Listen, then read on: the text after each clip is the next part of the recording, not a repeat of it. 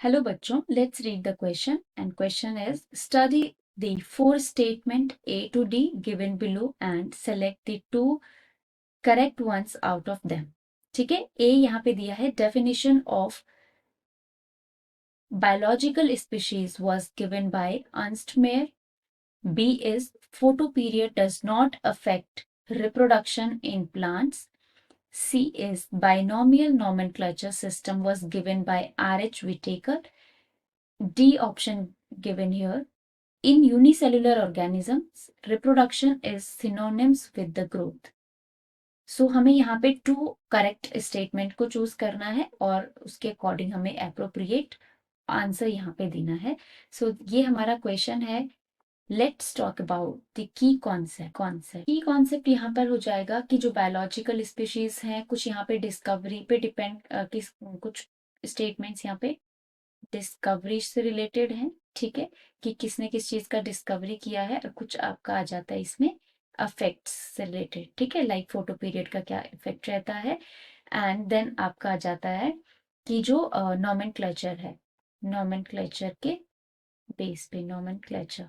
So these are the key concept here. Now understand about the question. So first दिया है यहाँ पे definition of biological species was given by Ernst Mayr. So जो biological species थी, biological species दिया था यहाँ पे अर्नस्ट मेयर ने.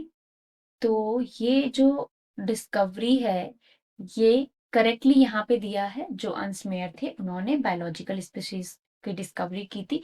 तो ये ऑप्शन, ये स्टेटमेंट जो है ये करेक्ट है. बी आपका दिया है photo period does not affect reproduction of plant. हम पहले से ही पढ़ते आए हैं कि जो प्लांट्स हैं उनका फोटो पीरियड का, जो प्लांट्स हैं उन पे बहुत बड़ा इफेक्ट पड़ता है.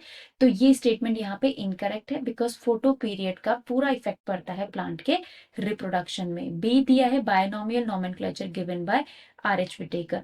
तो जो बायनोमियल नोमेनक्लेचर था, बायनोमियल नोमेनक्लेचर जो था वो दिया था यहाँ पे हम कैरोलस लीनियस ने. ठीक है, कैरोलस लीनियस ने दिया था. तो ये जो स्टेटमेंट है ये कंप्लीटली इनकरेक्ट हो जाएगा, बिकॉज R.H. विटेकर जो थे, R.H. विटेकर, उन्होंने दिया था, उन्होंने यहाँ पे दिया था 5 किंगडम क्लासिफिकेशन. 5 kingdom classification. तो ये ऑप्शन हो जाएगा इनकरेक्ट. डी दिया है in unicellular organisms reproduction is synonymous with growth. तो this statement is completely correct statement, because जो यूनिसेलुलर ऑर्गेनिजम्स होते हैं, रिप्रोडक्शन के साथ साथ उसमें उनमें सिनोनिमसली ग्रोथ भी हमें देखने को मिलती है. तो ये हो जाएगा यहाँ पे correct statement. So because D is correct.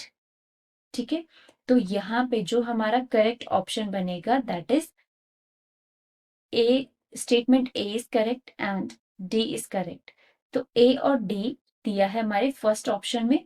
So the correct answer will be A and correct answer will be option A. ठीक है, ऑप्शन ए यहाँ पे करेक्ट आंसर हो जाएगा. So correct answer will be option A, that is statement A and D will be the correct statement. Okay, rest statements यहाँ पर incorrect हो जाएंगी. So ये कॉम्बिनेशन भी हमारा इनकरेक्ट हो जाएगा. तो ये तीनों ऑप्शंस इनकरेक्ट हैं यहाँ पर. So hope you understand well this concept. Best of luck.